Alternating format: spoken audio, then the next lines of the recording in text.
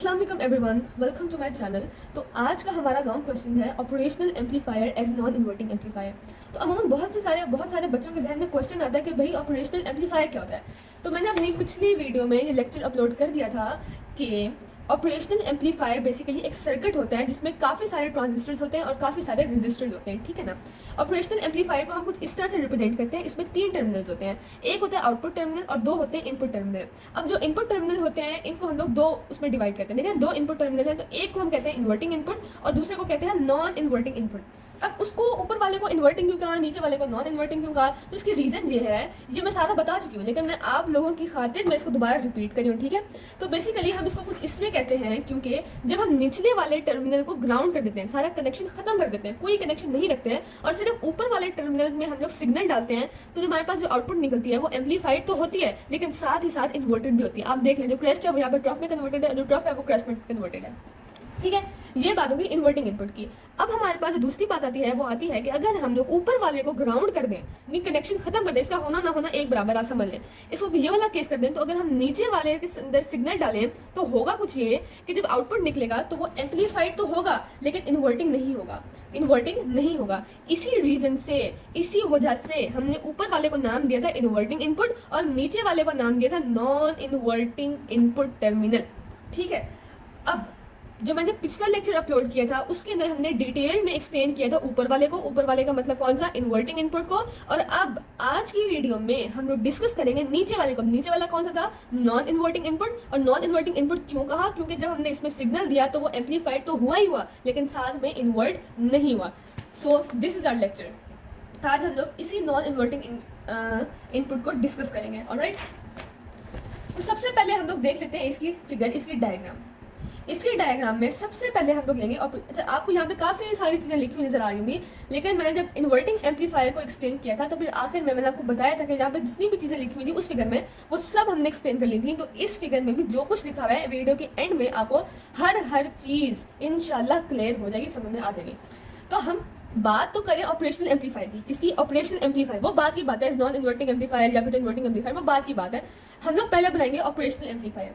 Operational amplifier को जो बनाने का तरीका कुछ ये है कि हम लोग क्या करेंगे, पहले ले लेंगे एक ऑपरेशनल एम्पलीफायर। इसके अंदर अब हम 3 टर्मिनल्स डालेंगे, एक होगा, सॉरी 2 होंगे इनपुट और एक होगा आउटपुट टर्मिनल, ठीक है। अब मैंने क्या बताया था, ऊपर वाला था इन्वर्टिंग, नीचे वाला था नॉन इन्वर्टिंग। हमारी आज की वीडियो में हमने डिस्कस करना है नीचे वाले को, यानी कि नॉन इन्वर्टिंग को। इसीलिए हम लोग इस साथ कनेक्शन करेंगे, लेकिन ऊपर वाले को हम क्या कर लेंगे, ग्राउंड, जैसा कि मैंने यहाँ पे बनाया हुआ है। ऊपर वाले को हम लोग क्या कर लेंगे, ग्राउंड कर लेंगे। इसको हम एक्सटेंड करते हैं, एक रेजिस्टर लगाएंगे और साथ में इसको क्या कर देंगे, ग्राउंड कर लेंगे। इस रेजिस्टर को हम लोग नेम देंगे किसका, R1 का, ठीक है। तो पहला स्टेप था और मोस्ट इंपॉर्टेंट स्टेप था कि हम लोग बनाएंगे ऑपरेशन एम्पलीफायर, जो कि यहाँ तक है, ठीक है ना, यहाँ से लेके यहाँ सारा ऑपरेशन एम्पलीफायर है। फिर आगे हमारी फर्दर डिस्क्रिप्शन है कि हम लोग किसको ग्राउंड करते हैं, किसको ग्राउंड नहीं करते हैं। तो हम किसको करेंगे ग्राउंड, हम लोग इन्वर्टिंग इनपुट को ग्राउंड करेंगे। लेकिन जब हमने बात की थी किसकी, इन्वर्टिंग एम्पलीफायर की, तो उस केस में हमने नॉन इन्वर्टिंग को ग्राउंड किया था। लेकिन आज की हमारी वीडियो में हमारा जो ताल्लुक है वो किसके साथ है, इन नॉन इन्वर्टिंग के साथ है, इसलिए हम लोग इन्वर्टिंग को ग्राउंड कर देंगे। ये मैंने आप लोगों को, ये नीट फिगर मैंने बनाई है, इंशाल्लाह आखिर में आपको इसी पे समझाऊंगी, मैं आपको बनाना सिखाई हूँ। अब जो मोस्ट इंपॉर्टेंट स्टेप है वो ये है कि हम लोग नॉन इन्वर्टिंग टर्मिनल के साथ एक वोल्टेज को कनेक्ट कर लेंगे, इसको हम कहेंगे इनपुट वोल्टेज। अब आपको बड़ी इंपॉर्टेंट एक कॉन्सेप्ट देंगे और वो ये है कि ओपन लूप गेन जो होता है उसका फॉर्मूला होता है V output over V positive negative V negative. So open loop gain is equal to the ratio of output voltage to the difference between the V positive and V negative, ठीक है। अब मैं आप लोगों को एक बात बता दूं, हमारी इस केस में जो V नेगेटिव है इसको कहते हैं V नेगेटिव, सॉरी इसको कहते हैं V नेगेटिव, इसको कहते हैं V पॉजिटिव, ठीक है। यहाँ पे एक नेगेटिव और पॉजिटिव साइन होता है और अंदर इंटरनल रेजिस्टेंस होती है। खैर आप इस बात को छोड़ दें, जो काम की बात ये है कि हम इसको कहते हैं V पॉजिटिव, इस साइड को इधर से इधर इस पॉइंट को कहते हैं V पॉजिटिव, जबकि इधर होता है V नेगेटिव। अब जो V पॉजिटिव होता है वो बराबर है किसके, इनपुट वोल्टेज के। आप लोग देख सकते हैं V पॉजिटिव जो कि यहाँ पर होती है वो इक्वल होती है V इनपुट के। अब हमारे पास इस बात को अपने जहन में रखना है, V positive is equal to V input. अब हम वापस इस फॉर्मूले के ऊपर आते हैं। अब यहाँ पर एक बड़ा इंपॉर्टेंट कॉन्सेप्ट है कि जो ओपन लूप गेन होता है जिसको हम इससे रिप्रेजेंट करते हैं, इसकी वैल्यू होती है वेरी हाई। कितनी, very high, approximately equal to 10⁵ to 10⁶। इसकी इतनी ज्यादा वैल्यू होती है, ठीक है।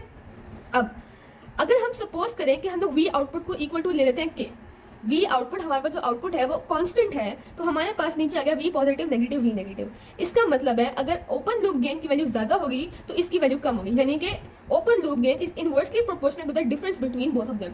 और हमें पता है कि अगर इसकी वैल्यू ज्यादा होगी तो इसकी वैल्यू कम होगी, इसे कहते हैं इनवर्सली प्रोपोर्शनल। और इसकी वैल्यू तो ज्यादा है, इसकी वैल्यू तो ज्यादा है, मैंने बताया 10⁻⁵ to 10⁻⁶ के दरमियान, तो ऑटोमेटिकली इसकी वैल्यू बहुत कम हो जाएगी। क्योंकि इसकी वैल्यू बहुत ज्यादा है इसलिए इसकी वैल्यू बहुत कम हो जाएगी, अप्रोक्सीमेटली इक्वल टू 0।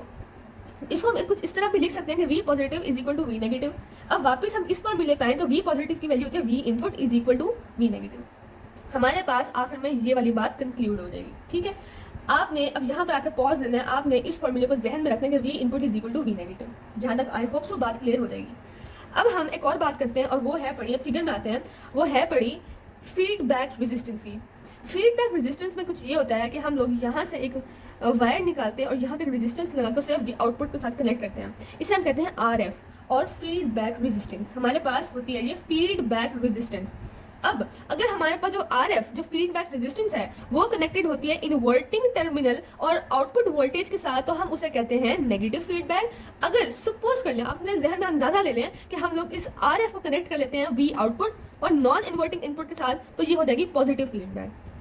ये मैंने सारी बात अपने पिछले लेक्चर में बताई है, लेकिन हम लोग ऐसे नहीं कर रहे हैं, हम लोग नेगेटिव फीडबैक ले रहे हैं। अब क्वेश्चन है कि भाई नेगेटिव फीडबैक ही क्यों? क्योंकि हम जो हमारे पास जो पावर हम लोग इसको देते हैं ना, वो इसे हम कहते हैं नेगेटिव VCC, इसे कहते हैं पॉजिटिव VCC। यहाँ पे लिखा हुआ है सब कुछ, सॉरी ऊपर वाले को कहते हैं पॉजिटिव, में इस चीज में थोड़ी कंफ्यूज होती हूँ। पॉजिटिव VCC कहते हैं ऊपर वाले को और नेगेटिव VCC कहते हैं नीचे वाले को। इसका मतलब ये है कि जो आउटपुट होनी चाहिए वो पॉजिटिव 12 वोल्ट और नेगेटिव 12 वोल्ट के दरमियान होनी चाहिए। मतलब अगर हम स्केल ले लेते हैं तो यहाँ पे पॉजिटिव 12 वोल्ट और नेगेटिव 12 वोल्ट के दरमियान होनी चाहिए, इससे ना ज्यादा हो ना इससे कम हो। लेकिन जो हमारी आउटपुट निकलती है वो पॉजिटिव 12 वोल्ट से ज्यादा निकलती है। इसीलिए हम लोग क्या करते हैं कि हम लोग एक फीडबैक कनेक्ट करते हैं, जिसकी वजह से जो ज्यादा पावर होती है वो हमारे पास वापस उस नेगेटिव टर्मिनल में चली जाती है। यानी कि 12 वोल्ट से जो ज्यादा पावर होती है, जो एक्सीडिंग पावर होती है, हम इस नेगेटिव फीडबैक के जरिए उसे वापस इनपुट में ले जाते हैं, जिसकी वजह से हर चीज बैलेंस हो जाती है। अब आप इस फिगर को देखें, अब आप देखें, आपको कोई एक चीज भी हो जो उसमें समझ ना आ रही हो। मैंने आपको पहले बताया कि जो V नेगेटिव होता है, जो कि इनवर्टिंग इनपुट होता है, उसे हम लोग क्या करते हैं, उसे हम ग्राउंड करते हैं ताकि उसमें क्या हो, कोई भी करंट फ्लो ना हो, वोल्टेज ना फ्लो हो। क्योंकि हमारा जो काम है वो किसके साथ है, नॉन इन्वर्टिंग के साथ। उन्होंने कहा है भाई हमें नॉन इन्वर्टिंग के साथ उसका ताल्लुक बताओ, तो हम लोग नॉन इन्वर्टिंग की बात करने के लिए इन्वर्टिंग को ग्राउंड कर लेते हैं। यहाँ तक बात आई होप सो क्लियर हो गई होगी। इसके बाद हम इस सबको भी देख लेते हैं। वी नो दैट, हमें इस फॉर्मूले का पता है ओपन लूप गेन का, कि it is the ratio between V positive over V output over V positive negative V negative. ये वाली बात मैंने सारी बता दी कि V positive is equal to V negative consider कर लेंगे। और हमें पता है, इस फिगर के जरिए पता लग गया हमें कि जो V पॉजिटिव है उसकी वैल्यू V इनपुट के बराबर होती है। अगर हम इसकी वैल्यू पुट करें तो V input is equal to V negative. मैंने आपको सारी बताई है बात। अगर हम लोग अप्लाई करें किरचॉफ्स लॉ अप्लाई करें, मैंने पिछले लॉ में भी सारा समझाया था कि हमारे पास जो करंट होगा ना, हम लोग किरचॉफ्स लॉ अप्लाई करते हुए करंट लिखेंगे I1 is equal to I2। अब क्वेश्चन ये है कि I1 क्या है और I2 क्या है, तो आप लोग इस फिगर में देख लेंगे I1 हमारे पास इस डायरेक्शन में फ्लो करता है और I2 हमारे पास किस डायरेक्शन में फ्लो करता है, इस डायरेक्शन में। ऑलराइट, अब हम इसकी डेरिवेशन को स्टार्ट करते हैं। बेइंतहा इजी डेरिवेशन है। I1 is equal to I2। अब आप लोगों को पता होगा एक बात है कि V is equal to IR होता है, ऐसा है कि नहीं है? तो I is equal to V over R। ठीक है, I is equal to V over R। अब वैल्यूज पुट कर लें, V over R is equal to V over R। हमें कुछ डिफरेंस तो करना है, तो यहाँ पे I1 और I2 है, तो यहाँ पर हम लिख लेंगे R1 एंड R2। ठीक है, अब हम पुट करेंगे वोल्टेज की वैल्यू। अब वोल्टेज की वैल्यू हमारे पास क्या आती है, हम यहाँ पे देख सकते हैं कि इस केस में V नेगेटिव VG और R1 is equal to V output negative V input. ये V इनपुट है। समझ कुछ नहीं आएगा, मैं 199% श्योर हूँ कि ये क्यों लिखा है हमने, लेकिन मैं आपको सब चीज़ बता देती हूँ। अगर आप देखें current voltage across the current 1, हम लोग इसकी बात करते हैं, ठीक है ना। तो इस केस पे हमारे पास दो वोल्टेज हमें नजर आ रही है, इस यहाँ से लेकर यहाँ तक। ठीक है, अब वो कौन सी है, एक तो हमारे पास है V नेगेटिव, एक तो है V नेगेटिव और दूसरी क्या है, V ग्राउंड। ठीक है, ये ग्राउंड है ना, तो वोल्टेज एट ग्राउंड ये बहुत लो होती है, बहुत लो। ये क्या होती है, वेरी। यहाँ पे आ गया VG और यहाँ पे आ गया V नेगेटिव। तो इसलिए हम लोग क्या करेंगे, V नेगेटिव नेगेटिव VG, ये देख लें आप लोग। बस ये रूल है। अब कुछ बच्चों के इलॉजिकल क्वेश्चन आते हैं कि भाई हमने इसको V नेगेटिव नेगेटिव VG ही क्यों लिखा, इनमें बीच में नेगेटिव ही क्यों डाला, तो भाई ये रूल है, हमें ऐसे ही डालना है। अब आप देख लें, ये आपको आई होप सो क्लियर हो गया होगा कि ये हमारे पास होता है VG और ये हमारे पास होता है V नेगेटिव करंट फ्लो कर रहा है यहाँ से यहाँ, इसलिए हम लोग कहेंगे V negative negative VG across the current I1।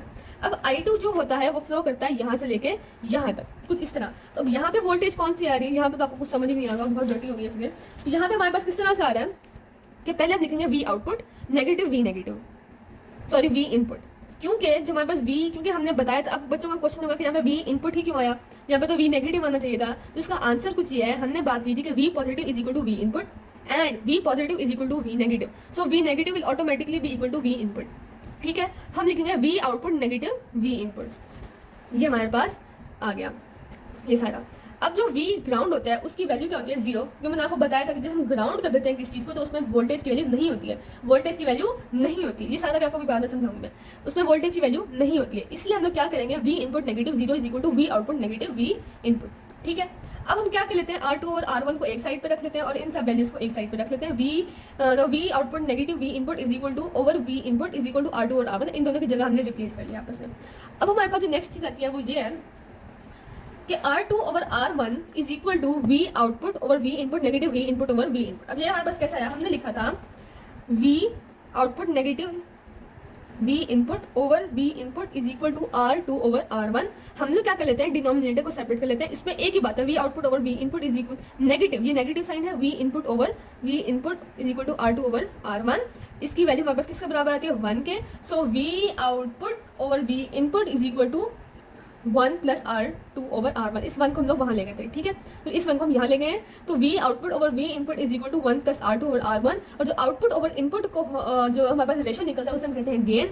So gain is equal to 1 plus R2 over R1, इसे हम कहते हैं क्लोज्ड लूप गेन, क्योंकि हमने फीडबैक रेजिस्टेंस जब हम कनेक्ट करेंगे तो हम उसे कहेंगे closed loop gain.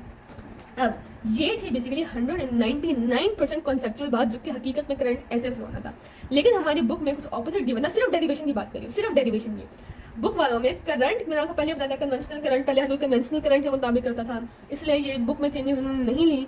Current flow ऐसे इस केस में होना था, लेकिन उन्होंने इसको बुक में इस केस में फ्लो करवाया। तो आप लोगों ने जो डेरिवेशन लिखनी है वो इसी ये वाली लिखनी है बुक में, ये आपको समझाने के लिए थी, लेकिन ये भी बिल्कुल ठीक है। अगर आप ये भी लिखेंगे तो वैसे एग्जामिनर आपसे ज्यादा इंप्रेस होगा, क्योंकि आप इससे पता लगता है कि आप लोगों का कॉन्सेप्ट क्लियर है, आप लोगों ने बात को समझा है। लेकिन कुछ एग्जामिनर होते हैं जो कि उनका दिमाग खराब होता है, वो कहेंगे कि बुक वालों ने लिखा इसलिए वो गलत ना कंसीडर कर ले, आंसर इसका भी वही है। देखिए हर चीज़ वही है, लेकिन स्टार्ट थोड़ा सा मुख्तलिफ है। और स्टार्ट में हम क्या करेंगे, if the direction of current is opposite, मतलब आपने बुक में ये वाला लिखा हुआ है, वही बात है, I1 is equal to I2, V over R1 is equal to V over R2। Basically जो डिफरेंस आया वो किसकी वैल्यू में है, करंट की वैल्यू में, सॉरी वोल्टेज की वैल्यू में।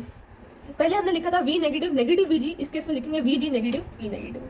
तो बस यही फर्क आया। आप लोग इसकी स्क्रीनशॉट ले लें, आप इसको सॉल्व करेंगे। बस आपने जो याद रखने की बात है वो ये है कि यहाँ पे 0 की वैल्यू, VG की वैल्यू फिर से 0 आई है, और आप इसको सॉल्व करेंगे तो बात सारी क्या है, वही की वही है। सो आप लोगों को टेंशन लेने की जरूरत नहीं है, ये वही बात है, आप लोगों ने कंफ्यूज नहीं होना है। एंड आई होप सो आपको सारा का सारा कॉन्सेप्ट क्लियर हो गया होगा। और मेरे अगले लेक्चर्स बहुत स्पेशल होने वाले हैं, क्योंकि मैं उन्हें बहुत एक अच्छी ट्रिक बताऊंगी जिनसे आपको सारे लॉजिक गेट्स याद हो जाएंगे। So please subscribe my channel and thank you so much for watching my video. अल्लाह हाफिज़।